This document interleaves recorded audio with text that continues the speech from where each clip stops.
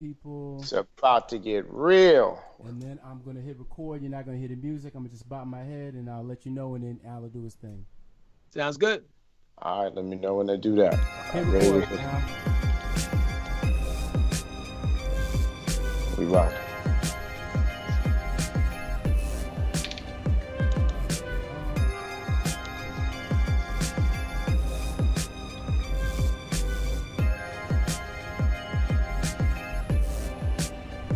Yo. Yo, yo, yo, yo. What it We is. here? Yeah, We man. here? We in the building? We rocking? No We doubt. rocking. We live. We live. We're broadcasting to the earth. The whole planet right now, man. Everywhere, even China. It's a beautiful thing. Ah, love it. We Konnichiwa. are back. We are back with another episode of We Come From Bad News. What's happening, bro? Before we jump into all of this, what's happening? My brother, the Yaze, what's going on with you, man? How you feeling this evening? This wherever you in West Coast, that's evening. You know, it's coming up almost Yeah, early. it's still the sun is just going down over here, man. You know what I'm saying? It's still early. It's still very early. I just got off work. A long day of convincing people to buy shit. You know, I'm in advertising and everything. And yeah, man, everything is good, man. You know, just normal middle class 40-something-year-old dude stuff. You know what I'm saying? I think my wife still loves me. We're still married. The kids, I think they respect me. It's all good. How about yourself, brother? It has been a crazy, I was just telling our guests who I'm going to introduce here in a second, it's been a crazy day, a lot busier than I'd expected, but I'm glad tomorrow is Friday. We're going to go ahead and round this week up and then do other things that keep us equally busy, but it's our stuff, so it's a little less stressful. But what I want to go ahead and do is welcome the people to episode, what we at, 46? 46, of brother. episode 46 of We Come From Bad News. I am Al Billups. I am the co-host. My other co-host over there is Inyaze Vincent. We are each other's co-hosts. We've been doing this podcast thing for about a year. The podcast is moving, shaking, and growing. This particular week, as the numbers go up, we have a guest on the show. Somebody out the show for you. I just think he's a good dude. And I'm going to go ahead and give him the proper intro because when we have somebody on our show, we love our people up. We love our guests up. You will be no different, sir. So like I said, I think I've been knowing this particular brother, and he's probably going to be surprised by this. Probably almost 10 years since the first kind of meet and greet and all that. I know we're getting old, bro. We're getting old. So he is a multifaceted, creative, that I feel walks with a staff of humility in this crazy game. He's 1/3 of the world famous Bodega Brothers Collective. Believe in Bodega. No doubt. He is a maestro of digital content and an explorer of uncharted energy. You know, he is the man that ran like Jesse Owens on the Sway, Five Fingers freestyle. If you have a chance, check that out. He was killing them out there. He is that hype life form that asked the question, life's the party, what you bring to it. As the host of HeadKrack After Dark podcast, he is a daily contributor and producer of the nationally syndicated Ricky Smiley Morning Show. Shout out to Ricky, Portia, Miss Juicy, Beyonce, Aloysius, Gary with the T, all that good stuff. He is an actor, writer, artist, and currently responsible for making the world feel all the way lit. Someone I'm proud to call my people HeadKrack. What's poppin', baby? Yo, I mean, I need you to announce me and my everything. You know, like some people have like their own theme music. Like I need you to like announce when I'm coming anywhere. Like that. Shoot, like my parents weren't that excited to bring me into the world. Like, yeah, like that's huge, man. Thanks, bro. Love on you, bro. And of course, you know, I got a lot of love for you, man. But welcome to the show. We're going to give you a hot second. And of course, throughout the whole episode, we're going to sprinkle different portions of your life and everything as well. But if you could give the people a little bit of kind of what you're doing, what's going on, what's happening in your life, all of that, sir. Man, a nonstop hustle and grind. I mean, as three parents sit on the same podcast. You know, it's almost back to school time now. Yazi, with you being on the West Coast, y'all probably don't go back to the 1st of September or something, right? It would be like that, except my kid go to this free shoo kind of charter school where they got long ass school years. You know what I'm saying? So no, it's actually very close. I actually got 2 more weeks before we gotta hit it. My wife is begging me for money right now. Begging is the wrong word. I'm sorry. I regret that word already. Requesting adamantly. I retract that word immediately. Totally understand. So, it's that back to school grind for the kids. At the same time, trying to keep all the businesses rolling and rocking. There's the Bodega Brothers business, there's the HeadKrack business, there's the podcast business. There's a live comedy mixtape business. I got to wake up at 6 o'clock in the morning. Well, actually, no, I got to be to work at 6 o'clock in the morning to do radio. There's Dish Nation. It's a non-stop cornucopia of things. But, that's how my brain has always worked, though. Like, I've always been one of those guys who, like, I need things to kind of keep my mind busy. Yeah. But, but I'm that juggler who actually may have started juggling that one ball that may make him drop them all, but no, I'm gonna get better. I'm gonna grow extra hand, and I'm gonna show him how it's done. Dig it. All right, no doubt. I totally admire the man's hustle. I've had an opportunity to definitely see your growth since I've been down here in Atlanta. So it's a beautiful thing to have you on the show. It's definitely a beautiful thing to call you a friend. All right, bro. Well, let's start jumping into stuff like that. This particular week, we're gonna have a variety of topics as we always do. We're gonna talk a little bit to Crack about his new single, All the Way Lit, kind of what's going on with that. We also gonna get some of his thoughts about the industry and what's going on. And a few things like that. We also going to talk about a popular topic for everyone all the time. Jesus Christ Superstar, the man, the myth, the legend, the Messiah. We're going to get people's thoughts on, is Jesus really relevant in the current era? With all the information, everything out there, with all of the different skepticism, with all of the Trump stuff, with all of the racism, is Jesus really a part of our society? Are we just faking? Let's have a real conversation about that. All right? We're also going to get into what I call fatherhood struggles. Well, hold on. Before I get into the fatherhood struggles, just noted in that next segment, we will be tackling religion, dancing with science, a HeadKrack line. Okay. Oh, wow.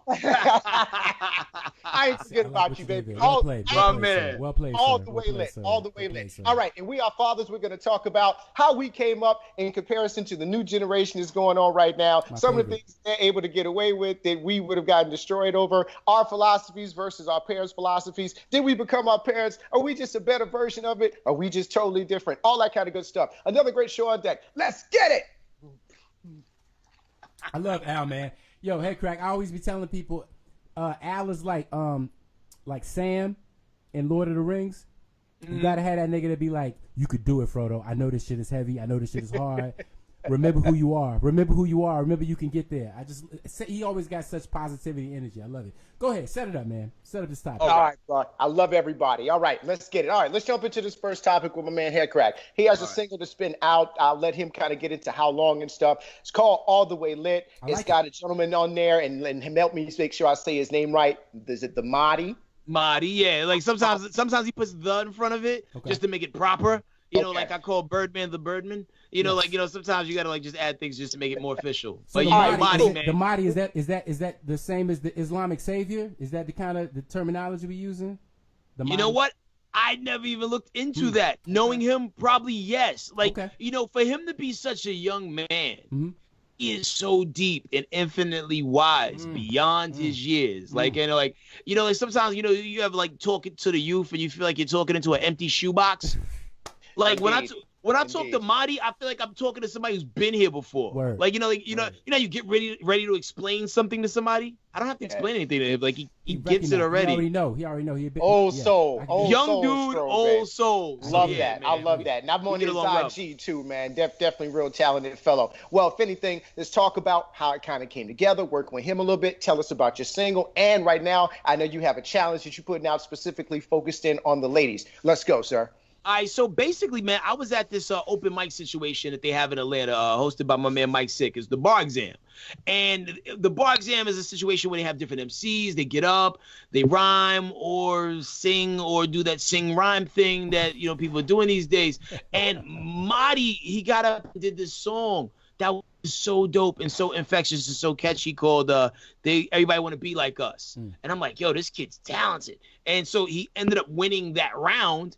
And then he got to go at the end and rhyme with battle the other people at the end. But because he's not a rappity rapper, it was a weird mismatch. But I knew that I was looking at the most talented dude on the stage that night. So I'm like, I've never been in the business of like managing people per se, or like, hey, let me take you to the top, kid, and I'll get your 50%. Like I've never been one of those dudes, but I'm like, yo, if I can help somebody that I know has talent, I'm all for it, because, it's all about opening windows and pulling people through them.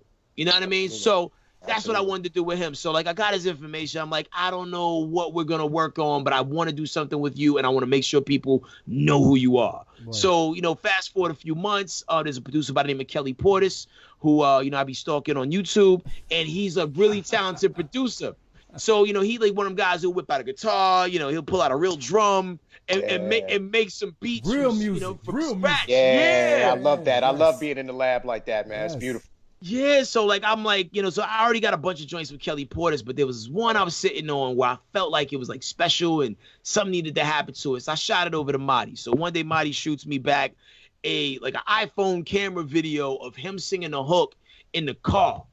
That joint was so cool. I took the audio of it and laid it on top of the track just so I could vibe to it and figure out where the rhymes needed to go from there. And it's crazy because like on the demo versions of like All the Way Lit, I think the second verse is the first verse. The first verse is way different.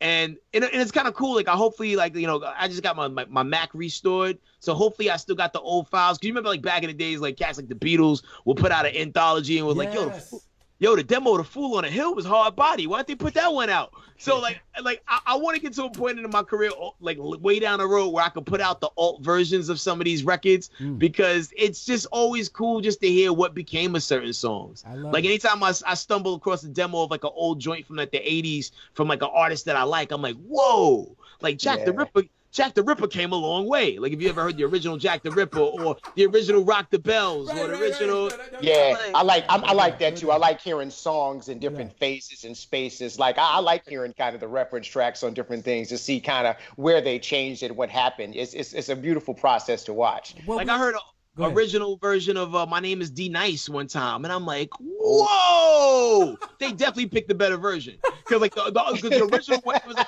the rhymes were still on point, but the beat was so bare bones that like that would have never made him the household name that he was in 89, 90 if it wasn't for like the different production. Yeah. No, that's an interesting analogy. Also, the reggae, which was a precursor to hip hop, of course. Because when Bob came along, what really made him pop was when Chris White, I can't remember. When he came along and he basically added the rock and roll veneer over that shit, and then it was like, okay, now we can rock to this. Hip hop strikes me as very similar, because Rick Rubin, who we got to give credit to as being one of the architects of sort of the sound of original hip hop. He was very much into a stripped down, like taking all the musicality, all the melody out of that minimalist shit. Yeah, you know what I'm saying? And it's really been you mentioned it, hip hop now has arrived full circle, where now it's like niggas want to sing. I guess they want to sing, but they don't want to be responsible for hitting all the notes, I guess, or something. I'm not. Yeah, here we go. It's a weird space to occupy, like because like there's some guys like while I be listening to their records, I'm like, oh, you're so brave, You are talking his language, because we were just talking about this on a few casts. He was just like, people can't sing anymore, Al. He's like, seriously, man. He's like, there are rules to this music thing. I know we want to be free, and I know we want to, violate, but there are still rules and protocols and procedures that need to be followed. And I was like, yeah, I hear you. I'm just saying. Oh, well, you know what, man? Something I've been thinking about ever since I listened to the track. I love the track. You could actually rap. The first thing I asked Al, I was like, where he from? Because you didn't sound like you from Atlanta at all. At all. Yeah. You sound very New York. Now, I got a very interesting travel story. Like, I was born in New York City. I did the first half of my elementary school in New York. Then I moved to Texas when my parents separated. Then I did a few years in Texas. Got a new crop of friends. Then I'm like, you know what? I hate it here. I miss the Puerto Ricans. Went back to New York. Did 7th grade. Then I ended up back in Texas for a little bit. Then I went back in New York for like a couple weeks of high school. Then I went back to, it was back and forth my whole life. So I got a chance to be in so many different cultures and subcultures of of seeing where hip hop was going during the early 80s to the 90s, and then ended up in Atlanta where it's like the melting pot now, where everybody's ended up at now. And musically it's very schizophrenic out here, because if you listen to the radio, you would think hip hop is just about one thing, but then when you go far down the dial and like check out some of the underground Atlanta stations, like some of the college stations, WAREK and all this other stuff, you realize that, whoa, Atlanta has more going for it than what is celebrated mostly on the radio. You know what? You just said, I love you too. You just segued me right into with the meat of what we're going to do on this before we get into some Messiah talk and all of that. On that particular vein, in terms of music and how it's being perceived right now, and you as a creative that's in the space of creating new innovation out there in the marketplace, what do you see in terms of from the times where, let's keep it real, all of us are pretty much about in the same age demographic or whatever. We came up in a time where you had to have a demo tape. We came up in a time where you needed to be in either New York or LA in order to get noticed or heard. The internet was not as prevalent. It wasn't as big there. It was actually physical tapes and physical CDs that you had to get, and you had to really actually get out on that road, right? You couldn't just make a YouTube video and then get your stuff out. You actually had to get out there. So now, sir, you as an artist of today, getting your music out and seeing that transition, how is it, as an artist trying to make that impact, bringing music out? Like, you got a new single out right now and you're marketing that. How is it being an artist in the new era coming from the old era? Yeah. Well, I think I'm using some of the new school rules, but applying some of the old school applications to it. Okay. Like, All the Way Lit officially dropped on streaming platforms back in November. Most artists would have been on 3 singles later by now. Right. But the thing is, when you got something that, I look at things as like a slice of, as like a huge pizza pie. I feel like people have, like a half of a slice of a pizza pie is the amount of people that actually got a chance to hear the song. I'm now looping back around, hitting the different record pools that I didn't hit on the first slab. I'm now getting ready to do, now I'm starting an internet challenge, something I probably most artists would have did when they rolled the record out. I'm trying to go with a more organic approach because as I realized, as I traveled with the record, it was starting to find a home. Like, some people like maybe didn't love it the first time they heard it, but the second time they heard it, like, whoa, I actually listened to it that second time. Yeah. So it's kind of catching a second life. And then the fact that I was able to get so much, just love from just DJs, just on the strength of like, not payola, not all for the fact that, hey, you do this for me, I'll do this for you. Like, people were playing the record because they connected with the message of the record. Everybody's making a record to go to the clubs to. I wanted to make a record to leave the club to. And, it's an unoccupied lane. Yeah, word. So, word. I wanted to chill in that lane. Like when you want to, like, you want to leave the club with a shorty, but you don't want to fall asleep. I agree. Like I said, I called it the soundtrack to excellence. It's that time of the night where, you've partied, you've celebrated, and it's 4 a.m, but it's that one moment where you're kind of either standing in the doorway on your way out the door or you're in the car, and there's always at least a moment where you look around for a second. And it's that moment to me that this song represents. It's that time period where you go, yo, this was a good ass night. Oh, this was a good day. Yeah, you know what I like? I vibe with that because what I did dig about the beat was that it had elements of what I consider to be like old school production. Like the drums was hard, but the synths and the music on top of it had that kind of dreamy quality that I associate with more SoundCloud rappers and shit like that, with like that compression on it or whatever. And I was like, okay, this is kind of I actually thought you were much younger. You still, you actually look young, but black don't crack, so that ain't no telling these days. But no doubt. Yeah, but I definitely felt like it was in a vein to me of like some Dave East shit. But like if Dave East could really hit the beat right, exactly and correctly, no diss to Dave East.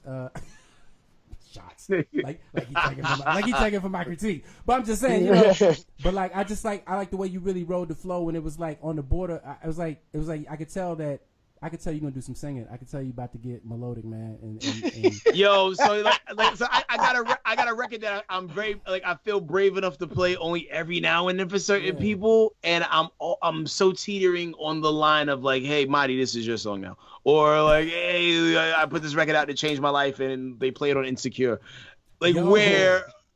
Hey, bro, go ahead and give it a shot, man. Rip it out there and say, "This is me. This is what it is." Let's go. And watch the money pile up. I just heard intimations of that. Well, I'm not trying to go full blown Drake on people because that's just never been my bag. But You know that the Drake bag is working for Drake. I mean, like no shots, but like I come from a certain school, and there's just certain things. Like at the end of the day, I want to be able to listen to it and be able to, listen to it with chin up. Chin up. I was telling. I don't want to get you in trouble, nobody, because I know you got a day job where you got to talk to these type of people. I saw your interviews with Wiz Khalifa and all these people. I see you. Oh no, I will stab any of these people. Oh, wonderful. Top 5 right now. Who's in the top 5, man? Who's in the top 5? Who's the best doing it right now? I mean, like top 5 right now. I mean, and this is in no particular order. J. Cole. Cole's my man. Love Cole. Love Cole. J. Cole is just disgusting. Like. At first, when I was listening to the new album, KOD, I was like, this dude is rapping like everybody else.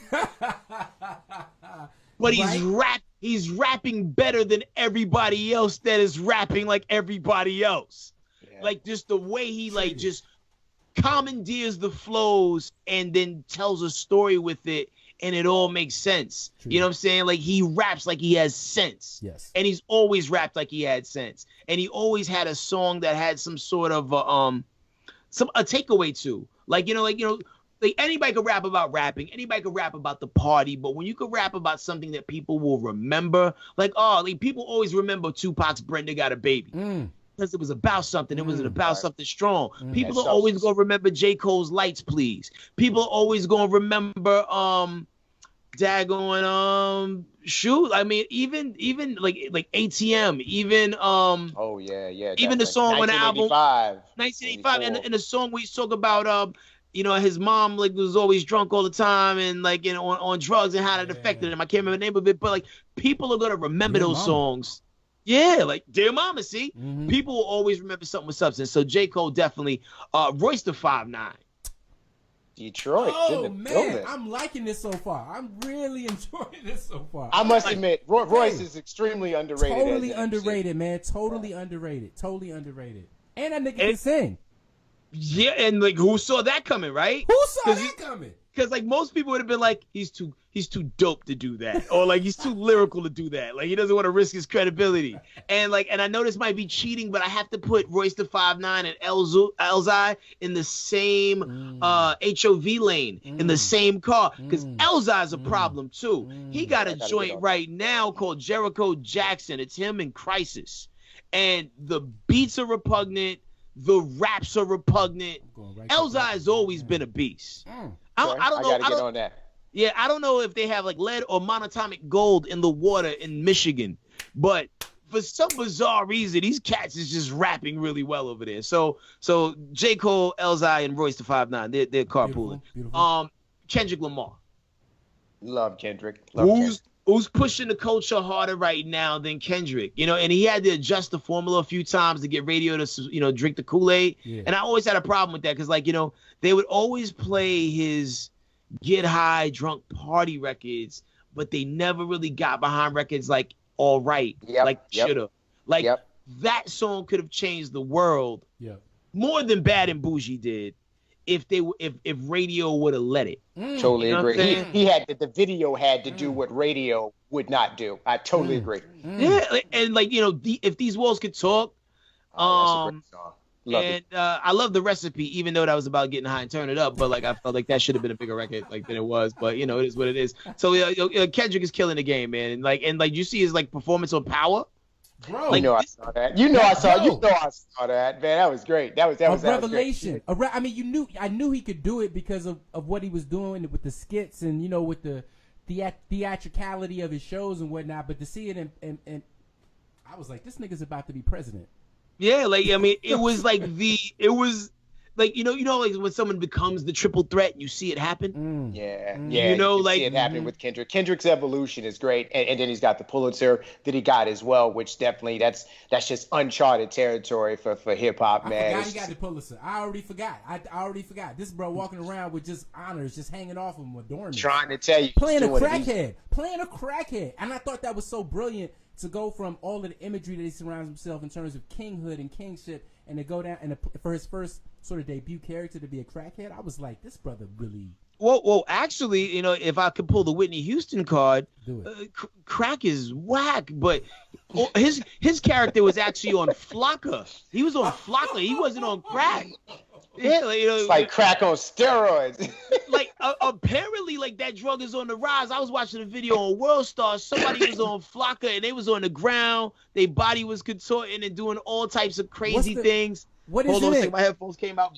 From what I'm hearing, I think at least from what I hear, that Flocka is it's like a whole another level. But what's in it? What's in Flocka? I heard the name, but I don't understand what's in it. Is it a mix or a new thing? I think you smoke it. Okay. And I think it's like a type of synthetic weed, actually. Oh, actually, I'm gonna go on file and say that it's kind of like K2, but even worse. And just I hate K2. I would never want anything that does that to people. I don't. Yeah. Oh my God. I accidentally smoked K2 one time. It was one of the worst experiences I ever had. I was like, what happened? I ended up just like somebody put it in the bowl and didn't tell me, because usually you get with someone, you're doing it, and and it was one of my lighter Caucasian friends thinking that just go ahead, and I'm just normal Al, boom, I take it down, hit it hard, and he said how's that going for you? And I was like, yeah, what's this? It's this thing called K2. And I was like, okay, is that a strain of Kush? What's that? He was like, nah, this is some synthetic shit. Man, about minutes later, I'm on the ground just looking up, like, it was just a terrible feeling. I was just one of those things where I made him apologize to me. I was like, hey, man, give me some crazy stuff like that, man. What's wrong with you? Forestry, man, regular forestry. But anyway, stay away from synthetic kids. Wow. Block real I'm quick. All kinds of new things about you, Al. While we're in the Carter for a second, yes. Have any of y'all tried DMT? No, but I do want to. I actually want to, because I'm kind of fascinated by hallucinogenics, and I'm around a bunch of white people in LA. What is DMT? First of all, help me out. What's that? Some people go as far as calling it the God particle. And you could talk to 10 people about their DMT experience, and you will get 10 different explanations about what they saw. Some people go as far as like, I saw the entire universe. I know what it all means. One person told me that they saw the dome. The dome? The dome. Like, wow. Of heaven or of he said there's a dome over Earth, and he saw it. Yeah. He said it looked like the dome in Hunger Games. I've definitely seen that. That's definitely true. I'm gonna tell you right now, I won't be trying any of that. I'm gonna just stick to Kush. I'm gonna get you, bro. I'm gonna get you tripping.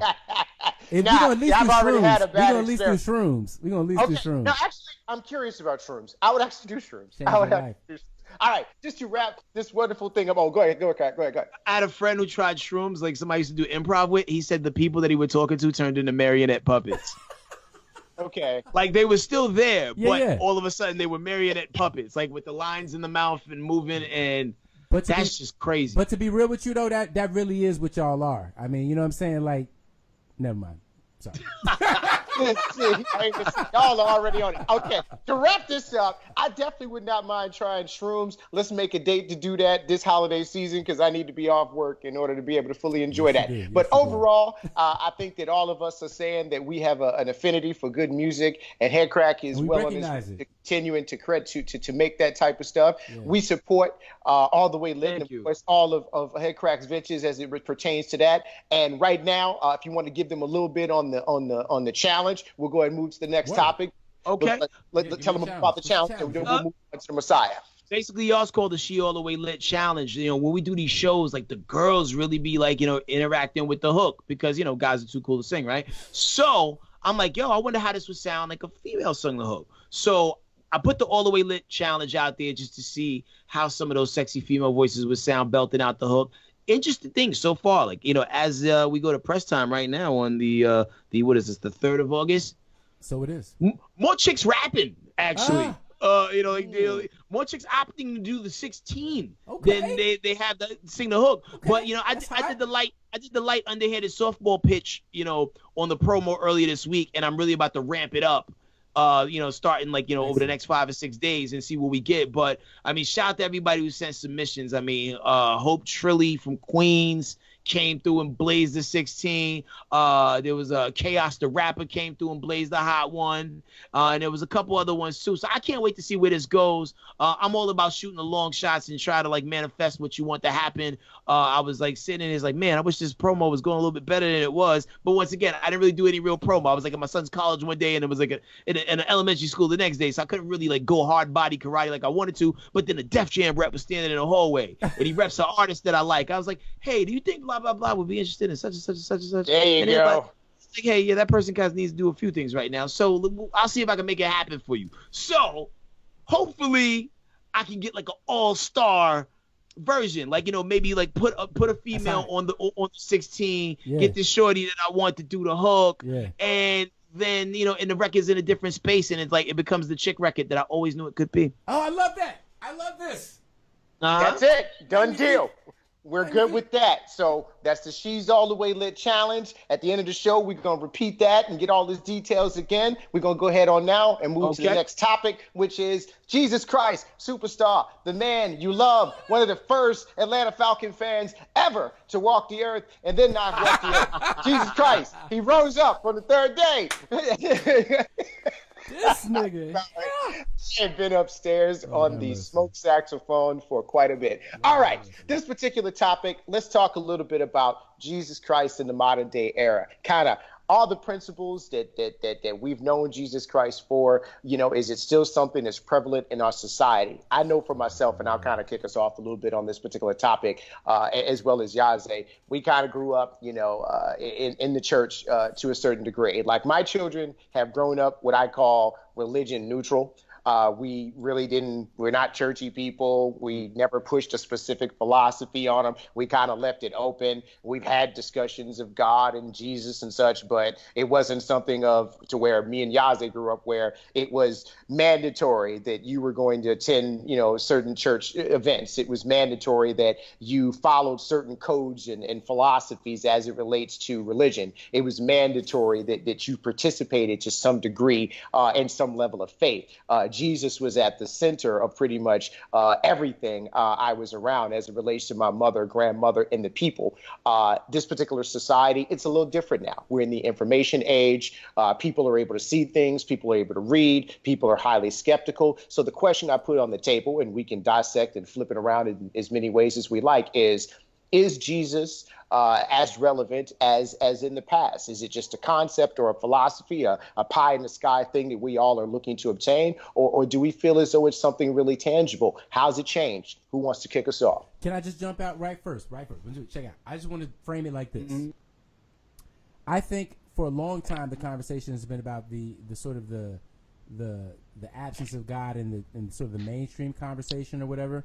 But what I'm fascinated by now is the shifting of Jesus from the center of the black religious conversation in particular, because I feel like white people have been experimenting for a long time. Buddhism, Hinduism, whatever the fuck they want to get into, they have carte blanche. But as a black man, I've always felt like the options were very like, if you're not a Christian and you're not a Muslim, I don't know what you're doing.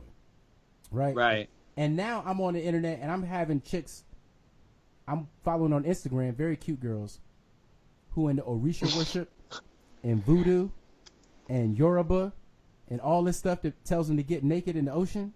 I love it. I'm just saying. I think you see, be free. So first of all, I think we need to start with HeadKrack. Since we know Al and I are both heathens, where do you stand on the spectrum of Jesus, and how offensive is this to you?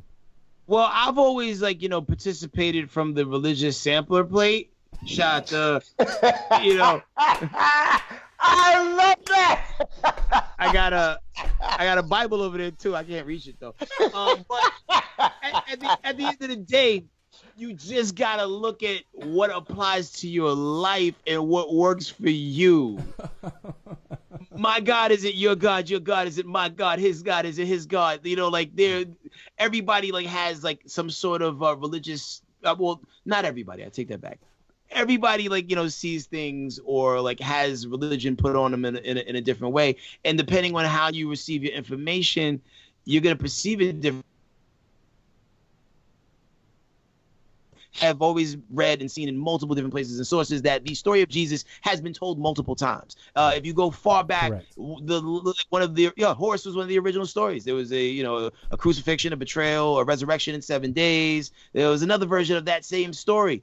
And the thing is, the story of Jesus was just the last version of that story that was told, and that's what we're sticking with. Kind of like how the last Scarface is the one that everyone holds as canon, but your father or granddad who was in World War I, he'll tell you about the black and white Scarface and how Al Pacino sucks. So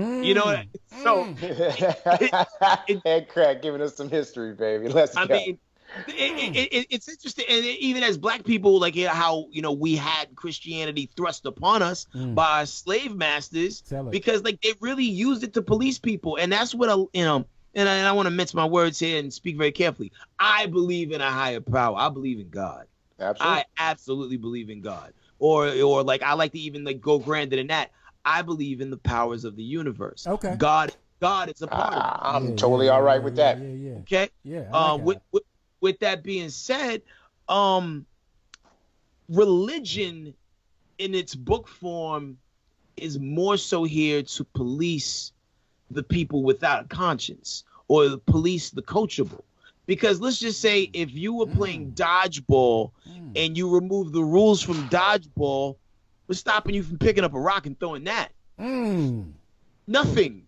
So you need rules in place to kind of keep society in line. Because the rules are what keep me from killing the man who lives down the block. Now let me jump in parenthetically here. Is also not attached to that the implication of force as well, because it's one thing to make a rule, but you also got to have the absolute right to enforce that rule. So a lot of what I'm saying, a lot of what the negative part of what we associate religion is the punishments that come with transgression. Right. You break this rule and this happens to you. Whereas, as you were saying, religion works best as a shepherd for the weak-minded or what have you, of easily coercible. So then you have the people who aren't, the people who are right-minded, who also want to have a good time. Right. And then the question becomes like, how do you apply that standard? How do you apply a single standard to do different cases without aggravating either person? You know what I mean? Is there one morality or two, I guess, in a way? It seems like it's almost impossible. Like, if you want to piss people off on Facebook, you bring up politics, religion, and sports. There you go. And that's by design. Word. So while we're fighting over these other things, there's something else happening in the background. It's like the same way a magician will be like, hey, so with this hand, I'm going to do blah, blah, blah. But what are you doing with the other hand? I'm watching you. You know, and not everybody is woke enough to realize that, some of these things are put in there to divide us. Like it never should be it is a thing. It never should be a black versus white thing. That thing was kind of created when the real battle is like the battle between the 1% and the 99. Okay, take it there. Because now you're talking woke with kids shit right now. Now you're talking woke with kids. I've been trying to keep it non-political, but now you're starting to get there. You know what I mean? Let's go. At the end of the day, man, look at all the laws that get passed and look who they get passed in favor of. It's always the rich people. The rules always apply until we decide that they don't. Hey, we're all about safety and keeping guns off the street until it's okay to make 3D printable guns, and this is okay. What the fuck is this shit? Yes. Because you know where those guns are gonna end up, right? Exactly, and there are people actually pissed off. Like, why are you taking away our right to do that? I'm going, are you serious? Are you really out of your mind? Do you really want more on the streets? Is that so? You want a kid to just be able to print it off at random? Are you thinking here? What is wrong with people? Like, if you thought you were inconvenienced by having to dump your bottle of water and take your shoes off in the airport, man, what's the next level? The first time somebody gets shot with a plastic gun in the airport. Yeah, I think the lines are long now. It'll be crazy. No, I agree. So bringing it back to the Jesus thing, the thing that's tripping me out now is that Trump, right? He's our president, apparently, and he's got the support of Christians, of white Christians at least, and it seemed like as of y'all heard about this nigga. I'm sorry, I keep saying the word nigga. I really am trying not to. He is colored.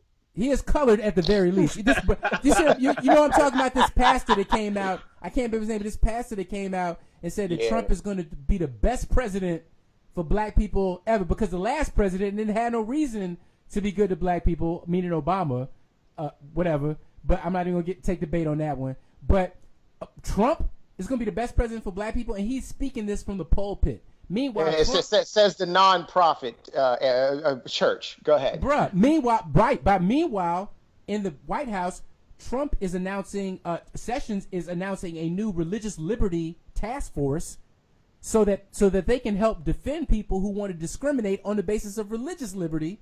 You know what I'm saying? I mean, and then Trump is also trying to relax the accounting and audits on religious organizations that donate to political causes, so that they don't get audited by the IRS. I mean, like, so it's all of a piece now. And so I'm looking at our black pastors and our black preachers, and I feel like this is a moment right now, regardless of whether I believe in the bullshit you preaching.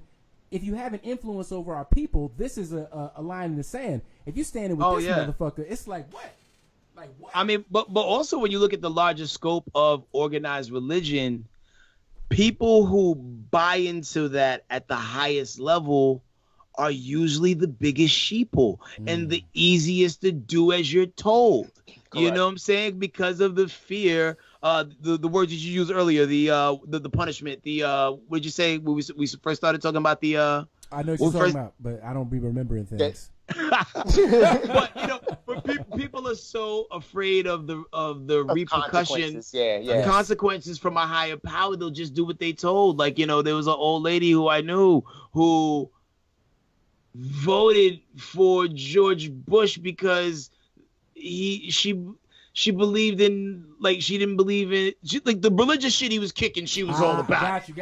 He was born again. He was born again. I do remember that. Right. Yeah. So like, so people bought in on the strength of that. So once you get them and you got them in the palm of your hand, you have a whole bunch of built-in votes, because these people have been trained their entire church life to do as you're told, do what's in the book. People can change the book. Do you realize how little time it takes to reset a whole generation's worth of information? Yep. I would say about 40, 50 years. How long has hip hop been around? That's how long I would say it takes. Because something, as you were speaking, it occurred to me that you're 100% right. But this is what it made me think. It's like all these dudes are like using stories, right? Stories and language and shit from the pulpit to manipulate people. If you really think about it, hip hop in a kind of a way is a different kind of ministry. It's secular, It's based on a different set of values, or whatever. But the influence that cats like you wield over people who like listen to your music is similarly influential, So my question is, at what point does hip hop become the religion? You know what I'm saying? At what point? What's the difference, really? Like, I feel like hip hop has been a religion for years. Because especially when you know that certain albums came out that changed the way that people interacted with each other, that changed the way we treated each other. Absolutely. Y'all remember when the whole native tongues era? I don't know how it affected the West Coast, but everybody was on some peace, beaded jewelry, and just Afrocentrism, because that was such the wave at the time. Yes. And of course, the powers that be didn't love that. So therefore, they came through with a harder, easier to obtain agenda, which was, that whole NWA bounce, NWA bounce, which I loved, but not everybody had the ability to separate entertainment from reality, and that 1,000%. Not realizing that those young brothers were telling stories about their lives and what was going on. They were acting as a news channel for their community, and actually telling people what was happening. But excuse me, the unfortunate part about that is that at the time there was actually a real war going on the West Coast between two different factions. So what we saw as entertainment was real life on the West Coast, and hip hop was a reflection of that at that time. So you're correct. Hip hop has been a not only a religion but a philosophy and a lifestyle for many, many decades for many people. Very much similar to the religion that we're talking about with that. But just to tie it up here, and you two can kind of munch on this as we dive into our last and final little one over here. the big thing I think that all of us are pretty much saying is that, or what I'm seeing is that it looks like and has been that Jesus and religion overall is being used as a pawn in order to control certain people or to distract certain people from the real issues that are taking place within the universe. And you've got kind of different factions, or different, I should say, different sections of people that believe different things and bring different things to the table. How I'll leave it with, and you guys can kind of chime on this and we'll kind of go, is when you see the hatred in comments, when you see young ladies being stabbed at train stations just for standing there, when you see people being attacked just for doing normal things like getting coffee or entering their homes or driving or owning a business, do you ever think to yourself, is that what Jesus would do? I'm gonna leave it like that, man. That's a good schmoo. That's well a good played. closer. Yeah, exactly. I'm good with that. I'm good with that. All right. But if I could sprinkle this last little bit of parsley before you we go. You the guest, man. You get the last word. Can. That's why I kind of left that pocket. Yeah. Jesus is a religious mascot for the Christianity and Baptist team. And you know how, like, you know, Aunt Jemima looked one way, they changed her. You know how the Colonel Sanders looked one way and they changed her. They made him look white so he can be easily marketed to a larger populace. Because would millions and millions and millions of people bow down and pray to someone who was the same color as Aziz Ansari? Not in racist as America. No, and I'm not, because I'm not gonna jump out the window and be like, yo, he's black, like a dude from Compton. No, he was brown, but he wasn't. Yo, at the minute, look, even if that dude just looked like a very, very dark-skinned Jew. Oh yeah, I'm saying he definitely did not look like what we see on church walls, buildings, and what has been depicted in Hollywood. I'm gonna go ahead and jump off the cliff, man. Jesus was black, okay? Because what black means is not white. That's all that black means. That's all that we talking about. You know what I'm saying? You know what? I can absolutely be okay. We're going to end that segment with Jesus is black. So there we go. I love that. Y'all two are just great. All right, our last one here, and let's dive into what I call father struggles, dads at work. All three of us are fathers. We have children, multiple children. I am a father of 5. I've got 3 boys, 2 girls. Yeah. Of course, HeadKrack has seen my wife many times. She comes to me with most entertainment events and hang out. That's right. I'm that dude that walks around with his wife whenever he goes anywhere. Carry that sand around. I have to do. Well, also as well, it's like I don't have to say. You don't have to say what happened when you was out. What you do? What was going on? She was right by your side. There's no stories to be told. There's no misunderstandings that can take place if she's in that picture with you, bro. That's it. All right. You were right. That's good. Moving along. Pro tip. We are dads at work, man. And so all of us, again, as we talked about earlier within the segment, we all kind of come from, similar backgrounds.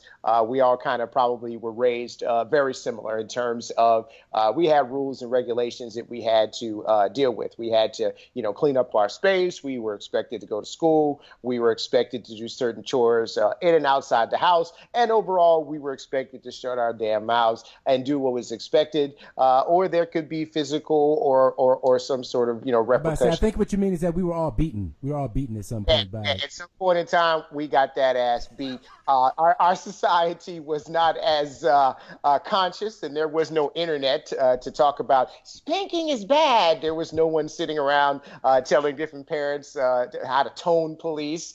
There was no one sitting around talking about please don't call me that. I'd like to be this. I'm identified as that. It was pretty straightforward. It was either black or white. It was either done or it wasn't. You spilled the milk or you didn't. You took your ass to school. And pretty much the opinion I think we definitely all grew up with is until you get to paying some bills up in here, your opinion is about that tall. You were the minority. Right. Right. Can you keep the electric on, as D.L. Hughley said? No? All right, shut the fuck up. So, this day and age, Things are actually quite different, as we talked about in the last segment. I've raised my children, religiously neutral. We have not spanked. That's just not how we do it. My kids are older.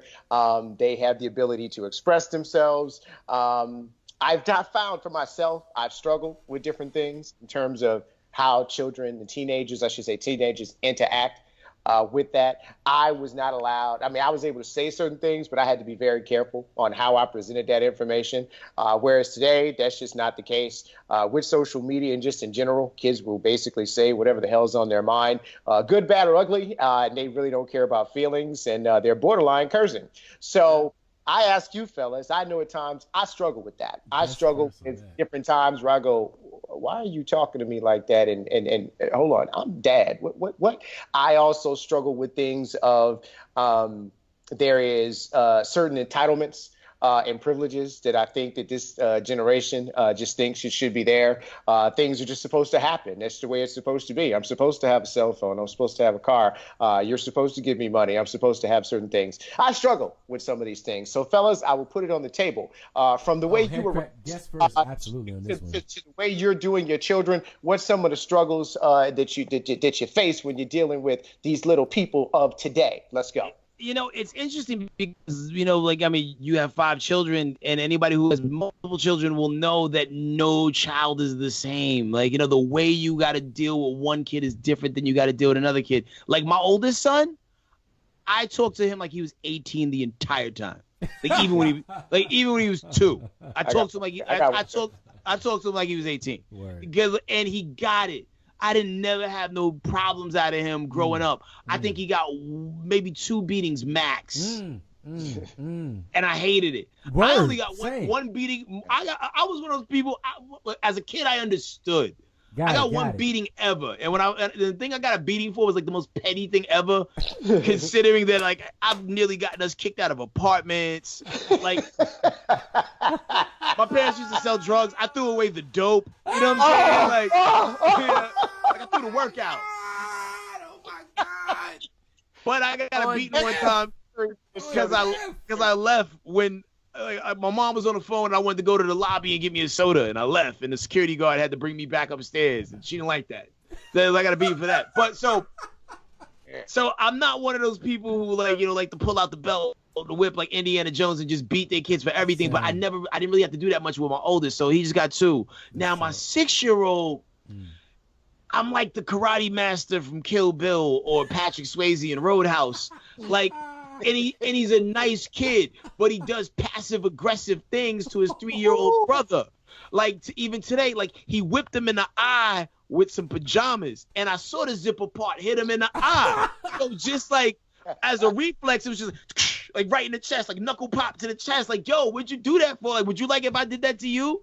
And it sucks because I didn't get a chance to talk to him like he was 18 the entire time. I feel like that's why he does this stuff, because I had my oldest since he was 3. Got it. Me and my lady, we govern over our smaller ones. Right. So and women always be like, "Don't talk to him like that." No. Oh, I see. With the oldest, was you like the single parent with the oldest? Yeah. Oh, I got it. So first, so it was just you and him. So yeah, no problems. Of course, it's never no problems with dad. It's like, nigga, you crazy? I'll kill you. It's there's no conversation. But then when mom come in the picture, mom is always it's like an alliance. They form a cabal or some shit. Where it's I be noticing when Langston will do some low key undermining, emasculating shit to me. I'll be like, yo, go clean your room. And he'll look at mom and be like, should I go clean it? I'll be like, nigga. Right here. Yeah, I've had to do that. Yeah, because it's they're looking. And sometimes the woman will totally defy what you're doing. You'll be like, hey, listen, I need you to go clean your room right now. No, I told him to go do such and such. And you're like, okay, but you could have just went with that because, damn it, now I'm sitting here looking crazy. Now somebody got to get choked. Right. Now, what am I going to do with all of this energy that I've built up with all of this? Right now? I got to reset the room now. I got to do something violent to let people know who's in charge. Right, exactly. I'm going to throw this chair and y'all going to know, but it's not personal. It's just to make a statement. You got to beat the toughest child in front of everybody else. The little ones know it's not a game. Take them out. Yo, but while you driving on some real shit, I do find myself sometimes in the middle of the week, like I don't do it in that moment because I'll never disrespect my wife in front of the kids, but I will find another moment that day or in that week to be like, oh, y'all want to go somewhere and need money? You gotta ask Daddy about that shit. Just to remind everybody, just to reset. Breadwinners unite. You know what I'm saying? Just to clarify what the chain of command really is. You know. But the tough part. Have y'all ever found yourselves in a situation where the kid is in trouble, but you agree with him? Like you're tripping. I totally agree with everything you just did, but I can't tell you that because I'm trying to do right. Oh See, and that's where I need to do better because I'll be like, no, you're wrong. Like, then it's another closer. You have to have a united front out there. You can't undermine me in front of the kids. But I'm like, but I don't agree with you. I totally would have done the exact same thing. Matter of fact, I would do that right now. That sounds fun and it makes sense. God. Yeah, I've had different moments where I was definitely the odd man out too, though, where I'm sitting back going, none of this is making sense. And then I get posse. Here's the thing, though, fellas, and y'all, and HeadKrack, you might be experiencing that with your oldest one, with the money and stuff like that. See, all my children are gainfully employed. Okay. So they have their own dough. See, we all shaking our head like, oh, that's great. It is great because they can pay some bills. They can bring home some rotisserie chicken from Publix. Everything is good. However, very nice. It's also kind of a gift and a curse because they have their own money, and you know what happened when you start making some paper. Can't tell me nothing. You see what I'm saying? Now, see, they had no money and they was broke, and you had to be the one to give them that 20. There's a certain level. Oh, okay, yeah, get your mouth right. Yeah, fix your face. Be respectful. Right. But now they look at you, looking at them like, you need that. No, I got it. Yeah, but Al, even though you the super nicest dad ever, your kids still live in your big ass house. You know what I'm saying? They are all gainfully employed up under your roof, not paying no rent as far as I know. They contribute, but overall, they're able to do what they do. Don't get me wrong. You got to make them buy lotto tickets or something. Oh, my God. No. The food and things are there. And, if I need help with a bill, it'll go there. Well, that sounds wonderful. Hey, listen, I need 200 on that election. I love that. That sounds wonderful. My kids are still young. I had kids late. I had kids when I was 30. So now so I got a 10-year-old and a 3-year-old. And it's like, they're dope. I love them. Everything is wonderful about them. But the thing is that it's different. I'm actually from Virginia, same as Al. You know what I'm saying? I grew up in Newport News. But I've been living out about 20 years. And the thing that's really, my wife is like a hippie. She's a feminist. She's woke as fuck. You know what I'm saying? And so it's like, my thing is that there's a certain level of respect I always felt like that I was entitled to as a Southern black man. Like there's a certain way that you get treated all your life growing up, and out here it's nothing. It means nothing. Like that's the frustrating part for me because I didn't realize how much I wanted that shit. I thought that I was a progressive, very, very liberal, expansive-minded person. It turns out I'm really a patriarch. I really deep down just want to be in charge of shit, man. And my wife won't let me be. She won't let me be in charge of nothing. Guys, you met her in California? Yeah. California is a different planet. It really is, man. Like, I make all the money, and she still feels like she should boss me around. I'm like, how does this work? That's called marriage, bro. Okay, there's that. You relinquish your rights. Bruh, and then you had the kids, and it feels a little bit like, it's like they're my kids, but also like they're her hostages. You know what I'm saying? Y'all are giving it up tonight. It's like campaigning every year for like a political office. Like every day is a new opportunity to win the kids over. Like so, just in case there's a mutiny, who loves you the most today? Yeah, pretty much. Yeah, and I have good and bad days. Just in some days, I'm just like, I totally lost that election today. I'm definitely not winning today. And sometimes you just gotta recognize when you just gonna hold that L. And I've had many nights where I just said, I'm gonna go to bed with this L. This just is what it is. Sometimes you get to be Clinton. Sometimes you get to be Perot. Right. Sometimes you gotta wear them ears. Right. You meant well. But they didn't understand. I will say this though. Okay, so I just had to say something positive because I know my wife might listen to the podcast and I don't want to be in trouble. She's a very good mother. She's a very good mother. She takes care of the babies while I work. Absolutely. Love some. Shout out to Mel, man. So shout out to Mel. I have a podcast with her, and I got to see her in an hour when we do this podcast tonight. So I don't want to say no crazy shit. Absolutely. Shout out to that. Cool. But all right. I said, I'm gonna say it when I log off. I'm gonna go right in the basement. I'm gonna be like, I'm gonna get it in.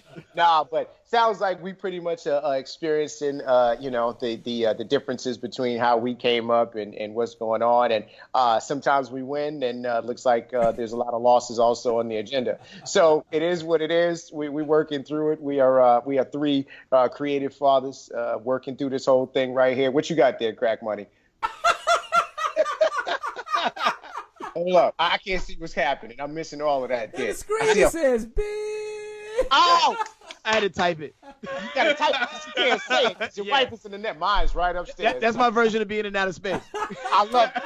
I love it. My dog.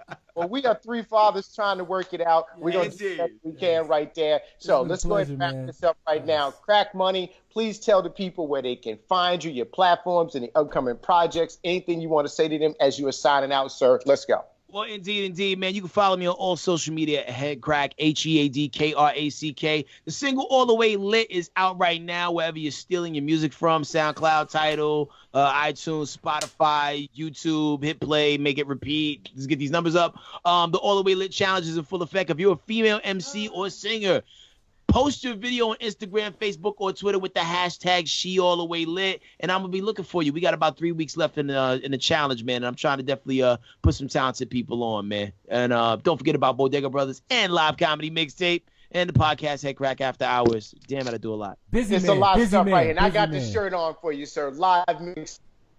I came midnight.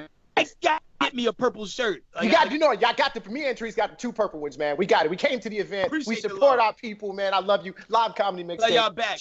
Shout out to HeadKrack and everything he's doing. Yaze, please tell the people where they can find you, what's going on, the other podcasts you're about, all that stuff. That's right. Come get me. Come get me. Come at me.